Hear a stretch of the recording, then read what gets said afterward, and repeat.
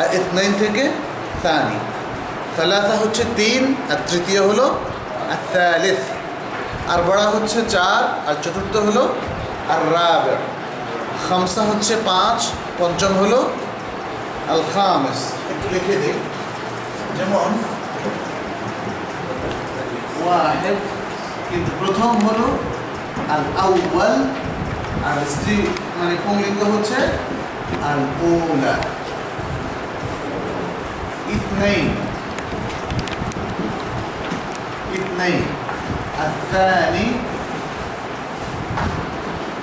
আর স্ত্রীলিঙ্গ হচ্ছে আল-থানিয়া। সালাসা আল-সালিসু, আর স্ত্রীলিঙ্গ হচ্ছে আল-সালিসাতু। আরবা'a আর-রাবি'ু আর-রাবি'াতু। খামসা আল-খামিসু আল-খামিসাতু। সিত্তা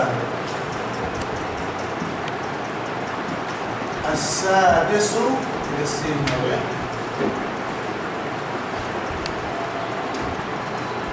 আস-সাদিসাতু। সাব'a আস-সাবি'ু আস-সাবি'াতু। বাস তাআলা আগে দিলে দেবে। ثمانية الثامن الثامنة একইভাবে 9 التاسع। এখানে আপনারা খেয়াল করবেন এই দার্সগুলোর মধ্যে কিন্তু الدرس الأول الدرس الثاني الدرس الثالث الدرس الرابع الخامس السادس এভাবে কিন্তু লেখা আছে সবগুলো দার্সের মধ্যে। অবশ্য সেটা সংখ্যা দিয়ে লেখার কারণে হয়তো বোঝা যাচ্ছে না, কিন্তু আবার কিছুকাল পরে আপনি পাবেন আল-ওয়াহদা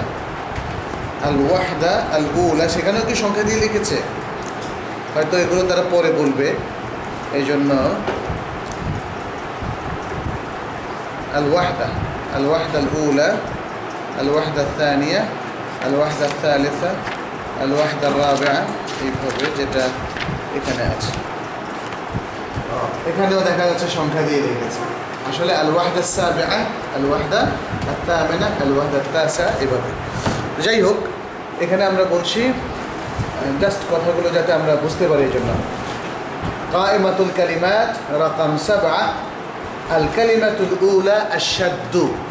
আল-কালিমাতুল উলা আশ-শাদ্দু। মা মা'না আশ-শাদ্দু? বাংলায় বলেন না।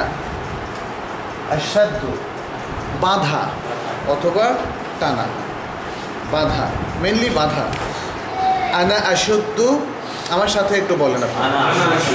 নাহনু নাশুদ্দু, আনতা তাশুদ্দু, আনতা তাশুদ্দিনা, হুয়া ইয়াশুদ্দু, হিয়া তাশুদ্দু।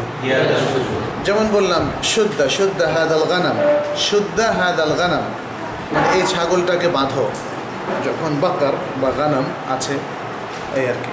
অথবা এই লোকটাকে বাঁধো, শুদ্দা হাদার রাজুল। শুদ্ধা মানে হচ্ছে বাঁধো।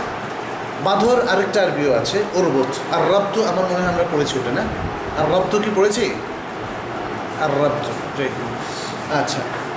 আল কালিমা সানিয়া আস-সাবরু। সবর মানে কি? সবর করা। সবর মানে সবর করা।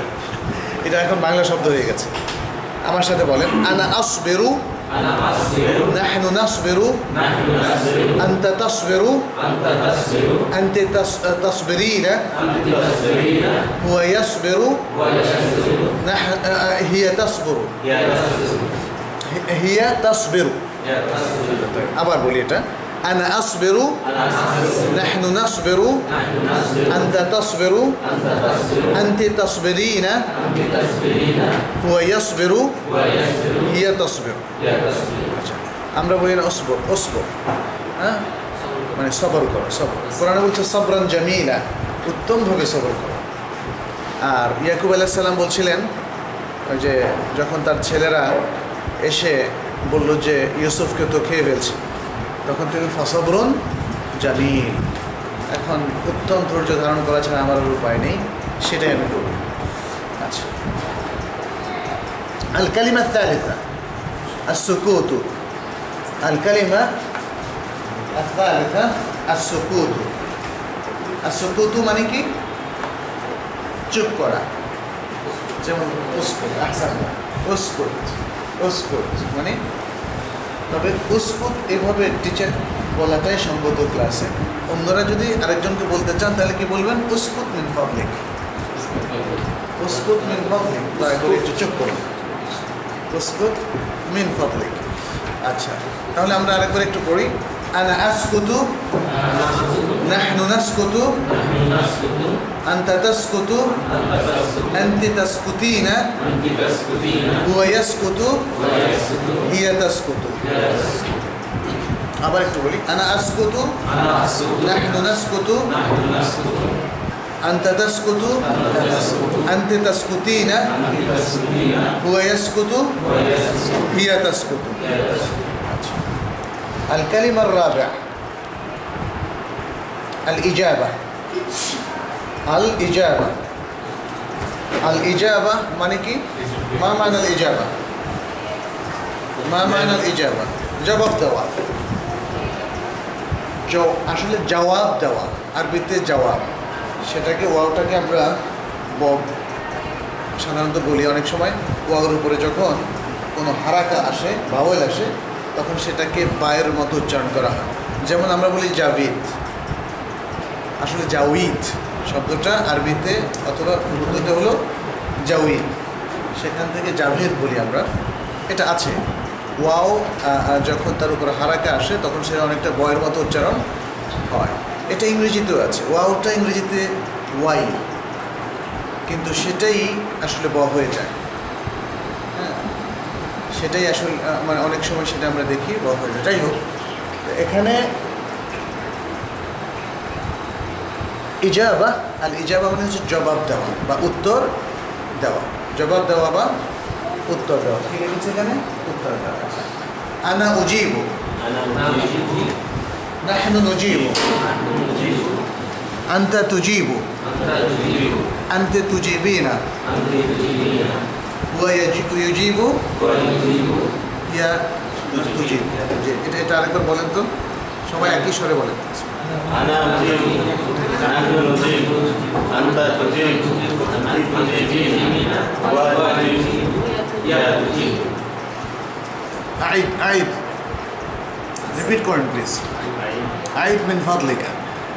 আবার বলুন। আনা উজিবু, নাহনু নুজিবু, আনতা তুজিবু, আনতি তুজিবিনা, হুয়া ইউজিবু, ইয়া তুজিবু। أحسنت. الكلمة الخامسة الانتظار. الكلمة الخامسة الانتظار. الانتظار মানে হচ্ছে বাংলায় কিন্তু আছে শব্দটা ইন্তজার করুন। ইন্তজার করুন মানে অপেক্ষা। ইন্তজার মানে হচ্ছে অপেক্ষা। আমার সাথে একটু বলেন। আনা আনতাযিরু, নাহনু নানতাযিরু, আনতা তানতাযিরু, আনতি তানতাযিরিনা, হুয়া ইয়ানতাযিরু, হিয়া তানতাযিরু। এবার অন্তত দুবার আপনারা রিপিট করেন একসাথে। একসাথে।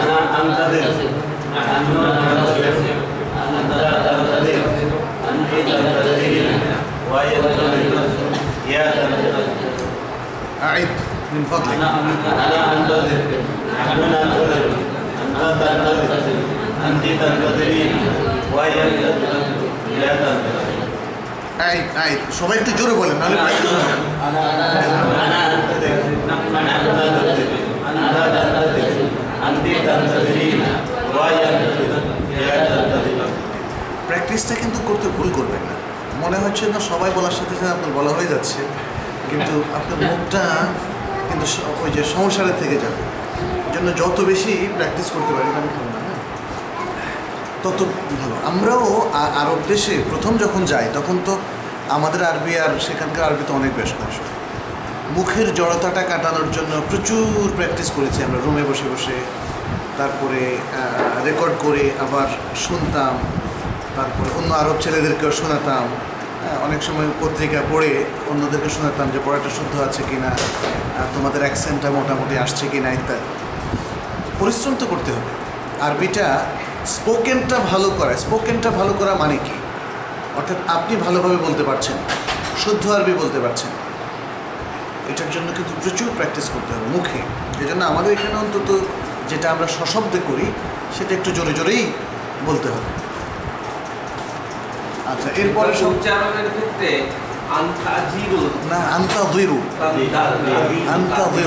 মানে এখানে কয়েকটা বর্ণ কিন্তু কাছাকাছি, যেমন দাল দাল দাল, যেমন কোরআনে দাল দিয়ে অনেক হাদা হাজা বললে তো হবে না, হাদা। তারপরে জা, আরেকটা আছে জাকা, ওয়াতুযাক্কিহিম। হ্যাঁ, কোরআন শরীফে আছে যেমন রাসূল সাল্লাল্লাহু আলাইহি ওয়াসাল্লাম একটা কাজের মধ্যে একটা হচ্ছে ওয়ায়ুযাক্কিহিম ওয়ায়ুআল্লিমুহুমুল কিতাবা ওয়াল হিকমা। ওয়ায়ুযাক্কিহিম বললে হবে না। যাকাত আমরা বলি জাকাত। আমরা ওই যেহেতু আরবি শব্দটা জানি না, ফলে বর্গীয় জ দিয়ে যদি কেউ লেখে তখন আমরা সেটাকে জাকাত বলি, কিন্তু শব্দটা জাকাত নয়, শব্দটা হলো যাকাত। জি, মানে এটা হচ্ছে মেইন ওয়ার্ডটা কি আরবিতে, এটা জানা থাকলে আপনি কিন্তু সঠিক উচ্চারণটা, বাংলাতে বর্গীয় জ দিয়ে লেখুক আর অন্তস্থ জ, এখন কিন্তু সেটা হচ্ছে বাংলাতে একদল লোকে জাকাতকে বর্গীয় জ দিয়ে লেখে, আবার কেউ কেউ লেখে অন্তস্থ জ দিয়ে, কিন্তু আমরা যারা জানি তারা আমরা জাকাতই বলি, জাকাত কখনো বলি না। কিন্তু সাধারণ যারা মূল জাটা জানেন না তারা কিন্তু জাকাত বলে। তাহলে বললাম দাল, এরপরে জা, এরপরে হচ্ছে জিম। জিমের উচ্চারণ ঠিক বর্গীয়, যেমন আজমাইন, হ্যাঁ, যেমন জামিউন লিয়াউমিন, জামিউন, অথবা জামাআ অথবা জুমুআ, ইয়াউমাল জুমুআ, আমরা সেটাকে জুমা বানিয়ে ফেলছি। যাই হোক, এখানে জিমটা শুদ্ধ আছে, তবে জুমার দিন না বলে জুমুআর দিন। জুমুআ শব্দটা আরবি রাখতে আমাদের কোনো অসুবিধা নেই। জুমুআ জুমা নয়, জুমুআ, এখানে জিম। তাহলে কয়টা শব্দ হলো? আরেকটা হলো দাল জা, দালটা খুব নরম, জাটা একটু তেজি শব্দ, বাট নট লাইক জিমটা তেজও আছে আবার মানে জয়ের মতো পুরোপুরি। আর আরেকটা হলো দোয়াটা নিয়ে আমাদের তো বিভ্রাট আছে, দলিনকে আমরা জলিন বানাই দিচ্ছি, আবার জল্লিন হবে না দল্লিন হবে, এটা নিয়ে আমি অনেক মারামারি কথা শুনেছি। হ্যাঁ, পার্থক্যের কারণ হচ্ছে অসচেতনতা, উচ্চারণটা নিয়ে।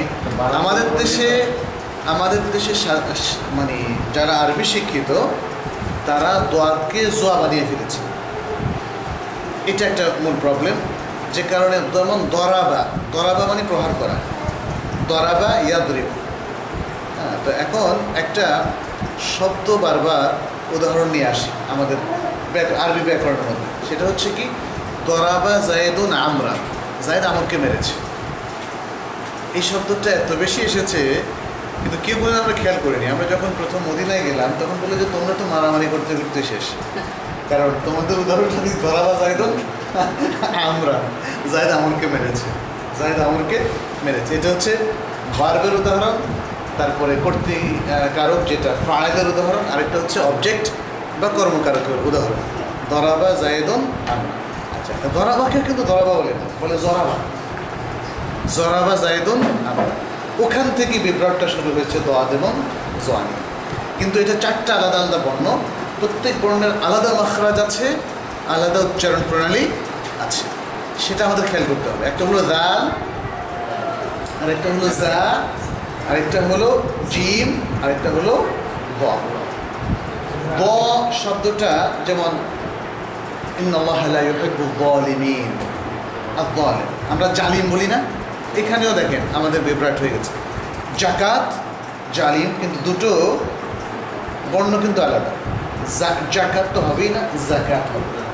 আর জালিম, সেটা জালিম, জালিম না, জালিম, কারণ সেটা হচ্ছে দোয়া দিয়ে। তো এই শব্দগুলো বা এই বর্ণগুলোর সঠিক উচ্চারণ বাংলা বর্ণমালায় নাই। এই জন্য যারা আরবি শিখবেন তারাই অন্য ভাষার শব্দগুলো যেগুলো আমাদের ভাষায় আসে সেগুলোকে সঠিকভাবে উচ্চারণ করতে পারবেন। যে আপনি যেন কী বলছিলেন? অনেকে আমাদের এলাকায়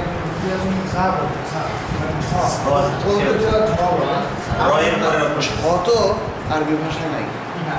আরবি ভাষায় ছ নামের কোনো বর্ণ এটাও আমি বলবো যে অসতর্কতা অথবা অজানা থাকার কারণে এটা তারা করেন। এগুলো নিয়ে মানে এই যে আপনি অন্তঃস্থ জ বলেন আর বর্গীয় জ বলেন, এগুলোর কোনোটাই আরবি চারটা বর্ণের একটারও প্রতিনিধিত্ব করে না উচ্চারণের দিক থেকে। সুতরাং এগুলো আরবির ফনেটিক সিম্বল হতে পারে না। এই জন্য আপনি দেখবেন যে আজকাল নতুন পাবলিশাররা বিশেষ করে আরবিতে যারা করছে, যেমন সিয়ান পাবলিকেশন, তারা এখন এই দাল বোঝানোর জন্য, যা বোঝানোর জন্য হয়তো অন্তঃস্থ জ্বর উপরে ফোঁটা, আগে ফোঁটা অথবা নিচে একটা টান, এভাবে পার্থক্য করছে। সেটা ফনেটিক সিম্বল হিসাবে শুরুতে দিয়ে দিচ্ছে, যেভাবে অক্সফোর্ড ডিকশনারিতে আছে। খেয়াল করেছেন আপনারা? যে কারণ phonetic symbol should be something different. Phonetic সিম্বলটা এটা জেনে নিতে হবে আপনার, এই সিম্বলটার মূল উচ্চারণটা কী। তখন যখন শব্দের সাথে লেখা থাকে, অক্সফোর্ড ডিকশনারিতে পাশে লেখা থাকে, ওই ফনেটিক সিম্বল দিয়ে তার মূল উচ্চারণটা কী হবে। বাংলাতেও সেটা করতে হবে। আদারওয়াইজ যেই ডিজাস্টারটা হয়ে গেছে আমাদের, দেখবেন যে কোরআন শরীফ বাংলা উচ্চারণে কিছু কিছু পাওয়া যায়, অথবা দোয়াগুলো বাংলা উচ্চারণে পাওয়া যায়, কিন্তু ওই উচ্চারণ